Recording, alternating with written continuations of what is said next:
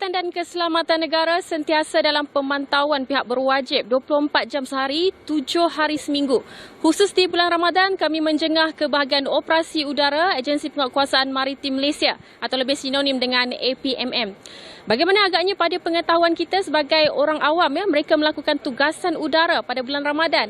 Adakah mereka berbuka dan solat di udara pada masa sama terus dalam tugas rondaan dan mengendalikan pesawat?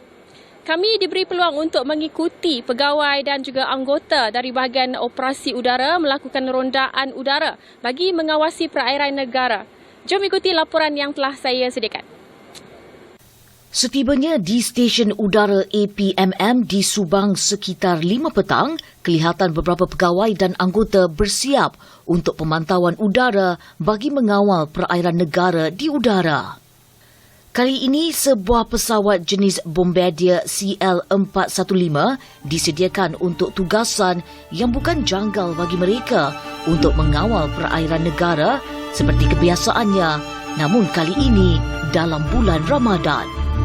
Tepat 6 petang, operasi dimulakan dengan kekuatan 5 anggota di mana wartawan dan hos bernama TV dibawa menaiki pesawat operasi Bombardier CL-415 berkelajuan 300 ke 350 km sejam menyelusuri Selat Melaka di Selangor. Bukan mudah bagi menjamin perairan negara kekal selamat daripada penceroboh, ditambah cuaca tidak menentu seperti hujan dan angin kencang. Namun golongan barisan hadapan ini kelihatan cukup cekal menjalankan tugasan walaupun ketika berpuasa. Bagaimanapun bagi Ketua Juruterbang, Lieutenant Commander Maritim Mazli Hashim, tiada halangan untuk berpuasa dan menunaikan solat sekalipun berada dalam tugas di awang-awangan kerana kedua-dua elemen itu adalah ibadah. Kita boleh je melaksanakan kewajipan kita sebagai seorang Islam, itu mengerjakan solat contohnya. Dan sebabnya pesawat ni boleh je kita solat sama ada di depan ataupun di ruang kabin. Dan untuk bulan puasa ni kita tetap berpuasa sebab pesawat ni multi crew. Menjadi kelaziman bagi pegawai dan anggota sentiasa dalam keadaan berwuduk sebelum menaiki pesawat. Walaupun begitu, ada ketikanya mereka juga melaksanakan wuduk di awan biru menggunakan botol penyembur air. Sekitar 6.45 malam, genang cahaya matahari mula menyentuh lautan, menandakan tidak lama lagi menghampiri waktu berbuka puasa. Perjalanan di udara diteruskan ke tengah lautan sehingga 50 batu nautika jauhnya, dan kali ini agak getir menyaksikan dan merasai pesawat Bombardier melakukan aksi scooping dalam gimik operasi waterbombing kerana menempuh ketinggian 100 kaki melintasi perairan Pulau Ketam.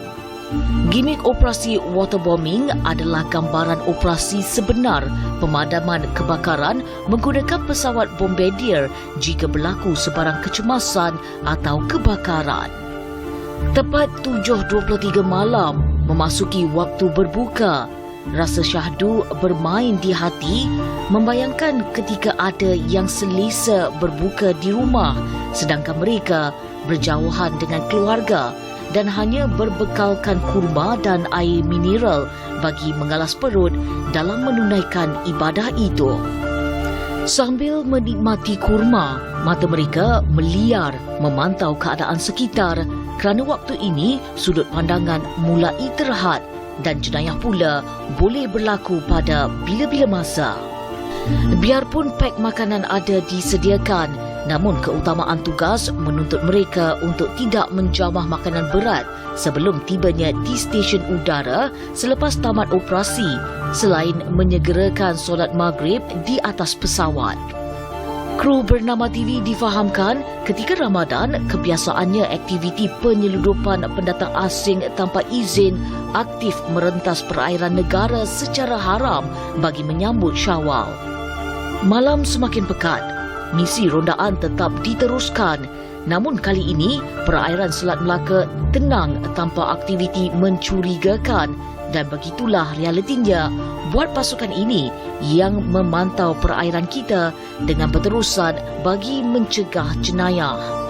Sukar dibayangkan bagaimana anggota ini bertugas dalam misi 24 jam itu dan terdetik di hati kami mungkin cabaran lebih hebat apabila berkawal di udara tinggi di tengah laut pada waktu malam.